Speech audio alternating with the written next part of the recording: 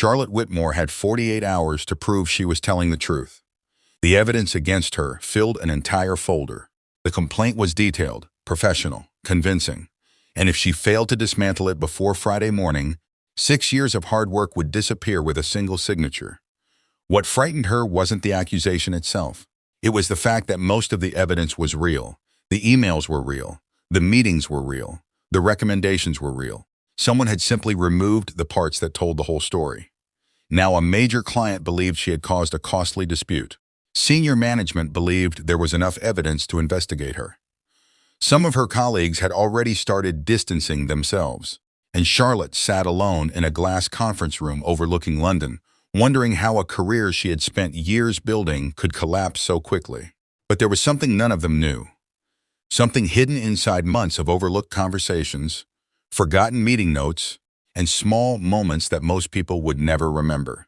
Because 8 months earlier, Charlotte had made a decision so small that nobody noticed it. A decision that seemed completely insignificant at the time. She sat down at a lunch table. That was all. She sat down beside a man everyone else had decided to ignore. And that decision was about to change everything. If you're new to the Unspoken chapter, subscribe and join us every week as we uncover the stories hidden beneath the surface. The moments that reveal who people truly are when nobody is watching. Now let's begin. There are some workplaces where success feels inspiring. And then there are workplaces where success feels dangerous. Whitmore and Carr belonged firmly in the second category. From the outside, it looked impressive. Modern offices, prestigious clients, excellent salaries, a respected reputation across London's financial consulting industry. But inside the building, people learned something very quickly. Results mattered. People didn't. The company didn't openly encourage cruelty. No policy ever suggested it. No manager ever stood in front of a room and instructed employees to exclude one another. Yet somehow, over the years, a culture had formed. A culture where people learned to protect themselves. A culture where fitting in often mattered more than doing the right thing. Charlotte Whitmore understood that culture well. She had worked there for 6 years, long enough to understand every unwritten rule, long enough to recognize tension before anyone spoke, long enough to know when a room had quietly chosen a side. At 37, she had built a reputation for being reliable, thoughtful, and exceptionally good at managing difficult client relationships. Clients trusted her. Senior partners respected her. Colleagues generally liked her. At least, that was what she believed. Until the week everything changed. But before that happened, there was another story unfolding. A quieter story, one most people barely noticed. It began when a new employee joined the account management team. His name was Oliver Bennett. He arrived from the company's Manchester office during a rainy October. At first glance, there was nothing unusual about him. He was intelligent, professional, hardworking, soft-spoken, the sort of person who never felt the need to dominate a conversation. And perhaps that was part of the problem, because offices like Whitmore and Carr often rewarded the loudest voices. Oliver wasn't loud, he observed. He listened. He thought carefully before speaking. Unfortunately, thoughtful are sometimes mistaken for weak people. And before long, something subtle began happening. People stopped including him, not deliberately, not openly. Nobody announced it. Nobody acknowledged it. Yet somehow invitations stopped reaching him. Lunch plans happened without him. Conversations continued around him rather than with him. The exclusion was almost invisible, which made it even harder to challenge. If someone had insulted him directly, others might have noticed. If someone had openly bullied him, there would have been consequences. But this wasn't that. This was quieter. 1,000 tiny omissions. 1,000 small moments where people chose convenience over kindness. And every day, Oliver carried those moments home with him. Charlotte noticed. At first, she did what most people do. Nothing. Not because she was cruel, not because she approved, but because she understood the risks. Intervening in workplace dynamics rarely ends the way people expect. You can become a target simply by refusing to participate. So for several weeks, she stayed silent. She focused on her work. She told herself it wasn't her responsibility. She told herself someone else would step in. Most people tell themselves the same thing. Then one Wednesday afternoon, she walked into the break room and saw Oliver sitting alone. Again, the room wasn't empty. Several colleagues occupied another table, laughing, talking, sharing stories. Yet Oliver sat by himself, quietly eating lunch while pretending not to notice. And suddenly Charlotte remembered something. Years earlier, she had been the new employee. Years earlier, she had sat alone in a different office in a different city. Years earlier, she had waited for someone to acknowledge her existence. Nobody had. She still remembered how that felt. The loneliness, the self-doubt, the endless questions. Was she doing something wrong? Did people dislike her? Was she simply invisible? Those memories returned in an instant, and before she could talk herself out of it, Charlotte picked up her coffee and walked across the room. She sat down opposite Oliver. "Mind if I join you?" For a moment, he looked surprised, then relieved. Of course. That conversation lasted 20 minutes. Neither of them realized it at the time, but it would become one of the most important conversations either of them would ever have. At first, their conversations were ordinary: work, clients, deadlines, the sort of discussions colleagues have every day. But Charlotte quickly discovered something. Oliver was exceptionally good at his job. He wasn't struggling because he lacked ability. He was struggling because nobody was listening. The more she spoke with him, the more obvious it became. His observations were thoughtful. His recommendations were practical. His analysis was often more detailed than anyone else's. Yet whenever he spoke in meetings, people moved on quickly. Not because he was wrong, because he had already been assigned a role in the team's social hierarchy.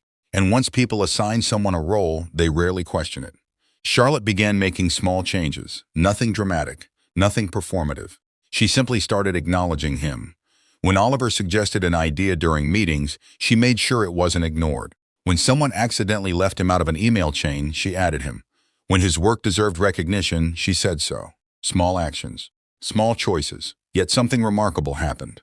Oliver started speaking more, contributing more, participating more. Confidence, Charlotte realized, is often misunderstood. People assume confidence appears naturally. In reality, confidence grows where people feel seen. And for the first time since arriving in London, Oliver was beginning to feel seen. Not everyone appreciated that change. One person noticed almost immediately: Richard Caldwell. Richard had worked at Bridgemore and Carr for nearly a decade. He knew every unwritten rule, every alliance, every office rivalry, every social current moving beneath the surface. He wasn't openly hostile. That would have been too obvious. Instead, he mastered something far more effective: subtle influence, the art of shaping opinions without appearing responsible for them. One afternoon, after a client review meeting, Richard approached Charlotte near the coffee machine. "You're spending quite a bit of time with Oliver lately." Charlotte looked up. "Am I?" Richard smiled. The kind of smile that wasn't really a smile. Charlotte waited. Eventually, Richard continued, "Just be careful." "Careful of what?" He shrugged. "Perception." Then he walked away. The conversation lasted less than 30 seconds. Yet Charlotte understood exactly what he meant. Richard wasn't concerned about Oliver. He was concerned about what her support of Oliver represented. The office had quietly decided where Oliver belonged. Charlotte was challenging that decision, and people rarely welcome challenges to systems they benefit from. Still, she continued, not because she was trying to prove a point, because it felt wrong not to. Weeks passed, then months. Slowly, Oliver's reputation began changing. Not dramatically, not overnight, but enough. A few people started including him in discussions. Others began seeking his input. The wall around him wasn't disappearing, but cracks had begun to form. And while everyone else noticed the improvement in Oliver's confidence, nobody noticed something else. Oliver was watching carefully, watching everything. Because before arriving in London, Oliver had spent several years working within compliance and internal auditing. Habits formed in that world don't disappear. He paid attention to details. He documented conversations. He saved correspondence. He kept records, not because he expected trouble, because experience had taught him some thing. Memory is unreliable. Documentation isn't. And without realizing it, Oliver was quietly building an archive of information that would one day become invaluable. At the time, it seemed insignificant. Just another professional habit, nothing more. Or so everyone thought. By spring, the Meridian Logistics account had become one of the firm's most important clients. The account generated substantial revenue. Senior partners monitored it closely. Success brought opportunities. Failure brought consequences. Charlotte managed the relationship directly. Richard oversaw several strategic recommendations. The team worked together regularly. On the surface, everything appeared stable. Behind the scenes, cracks were forming. Charlotte noticed them first. There were inconsistencies. Deadlines being accelerated unnecessarily. Risks being dismissed too quickly. Concerns raised in meetings but somehow absent from follow-up summaries. Nothing dramatic, nothing obvious, yet enough to make her uncomfortable. Several times she documented her concerns. Several times she recommended alternative approaches. Several times those recommendations were overruled. Richard always had reasons. And because the account continued generating results, nobody pushed back very hard. Success has a strange effect on people. When things appear to be working, warning signs become easier to ignore. Charlotte continued doing her job, documenting concerns, supporting clients, protecting relationships. She never imagined those records would one day determine her future. Meanwhile, Oliver noticed something else: patterns, repeated patterns. Certain decisions traced back to the same people. Certain risks repeatedly dismissed. Certain conversations somehow missing from official summaries. Again, he documented everything: meeting notes, email chains, project updates. He wasn't investigating anyone. He simply believed accurate records mattered. The habit would soon become far more important than he realized. Because while everyone focused on quarterly performance targets, a storm was quietly approaching, and when it arrived, it would land directly on Charlotte Whitmore, a woman whose greatest mistake was believing that truth would always speak for itself. It wouldn't. Truth, Charlotte would soon learn, often needs evidence, and evidence only matters if someone bothered to preserve it. The complaint arrived on a Tuesday morning. No warning, no preparation, just a meeting invitation marked urgent. Charlotte entered Patricia Langford's office expecting a routine discussion. Instead, she found Patricia sitting unusually still. A thick folder rested on the desk between them. Immediately, Charlotte knew something was wrong. Patricia sighed. Then she pushed the folder forward. "The Meridian Group has filed a formal complaint." The words landed heavily. Charlotte frowned. "A complaint about what?" Patricia hesitated. Then she answered carefully. "They believe strategic recommendations made under your management directly contributed to their contractual dispute." Charlotte stared at her. For several seconds she said nothing, then she opened the folder. Page after page, emails, timelines, project summaries, internal communications, everything appeared organized, detailed, professional, damning. The evidence seemed to point directly at her. Charlotte felt her stomach tighten, not because she recognized wrongdoing, because she recognized something else. The story was incomplete. Every document inside that folder was real. But critical pieces were missing, conversations missing, context missing, decisions missing. The truth had not been altered. It had been edited. And sometimes an edited truth is more dangerous than a lie. Patricia leaned forward. "You'll have the opportunity to respond." Charlotte nodded slowly. But she already understood the problem. Responding wasn't enough. She needed proof. And proof was something she didn't have. At least, she thought she didn't. For the next several hours, Charlotte sat at her desk, searching, reviewing, cross-checking old correspondence, looking for anything that could establish the full timeline. The more she searched, the worse things became. Months earlier, during a company-wide archive migration, portions of older records had been moved. Some were difficult to access. Others appeared incomplete.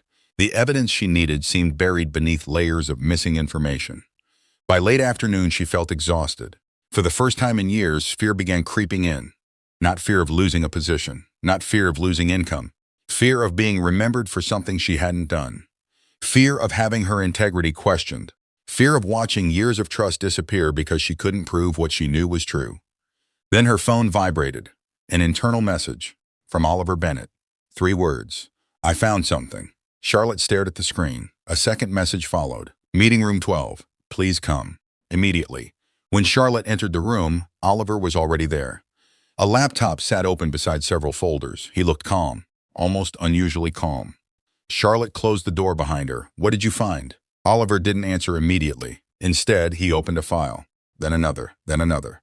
The room became silent except for the sound of pages turning. Meeting minutes, email chains, project reviews, risk assessments, document after document. Every missing piece, every overlooked conversation, every decision, every concern Charlotte had raised, every recommendation she had made, and every instance where those concerns had been dismissed. For nearly an hour, Oliver walked her through the records, methodically, carefully, patiently.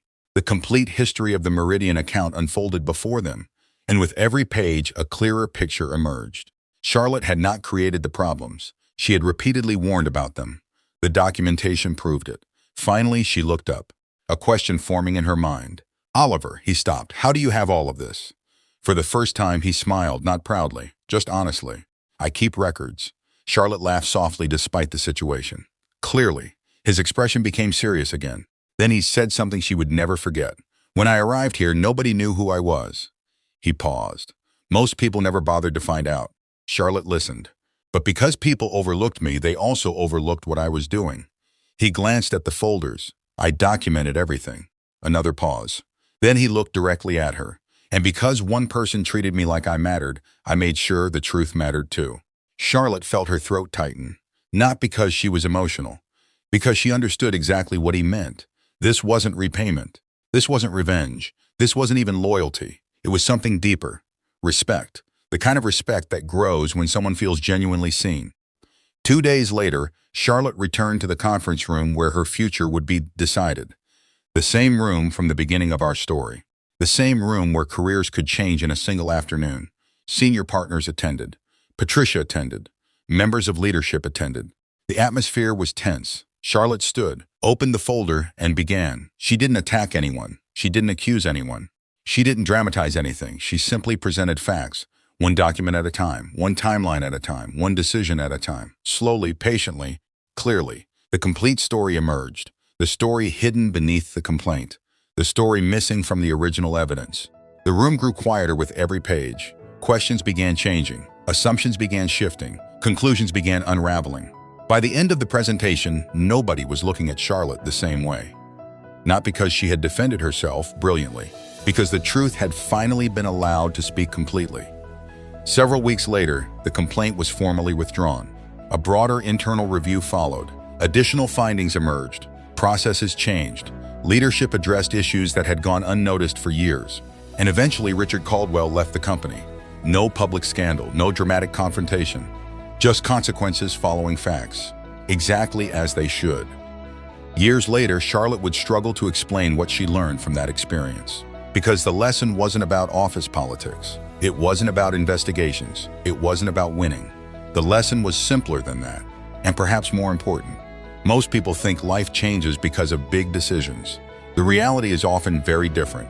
Life changes because of small decisions repeated consistently. A conversation, an invitation, a kind word, a seat offered at a table, a moment of attention. The things that seem insignificant at the time. Charlotte didn't save Oliver. She simply acknowledged him. She didn't transform his life. She simply treated him with dignity. And in return, she gained something invaluable.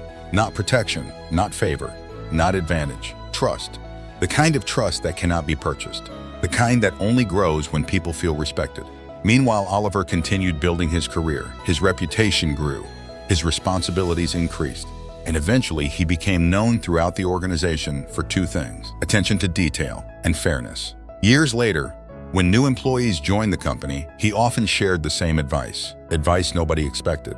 Advice that had nothing to do with profits or promotions. He would simply say, "Pay attention to people." Then he would smile and add, "Especially the ones everyone else overlooks." Because somewhere in every workplace, there is a person eating lunch alone. There is a person questioning their worth. There is a person wondering if anyone notices their effort. And sometimes all it takes to change their experience is a chair pulled up beside them. A conversation, a question, a few moments of genuine attention. Nothing dramatic, nothing expensive, just humanity. And perhaps that is the real lesson hidden inside this story. The world rarely changes because of grand speeches. It changes because ordinary people make small choices when nobody is watching. Choices that seem insignificant. Choices that may never be recognized. Choices that quietly shape the lives of others. And sometimes without warning, those choices return in ways we never expected. Not because kindness is a transaction, but because respect has a way of leaving footprints long after the moment itself has passed. So before you leave today, think about this. Have you ever been an Oliver?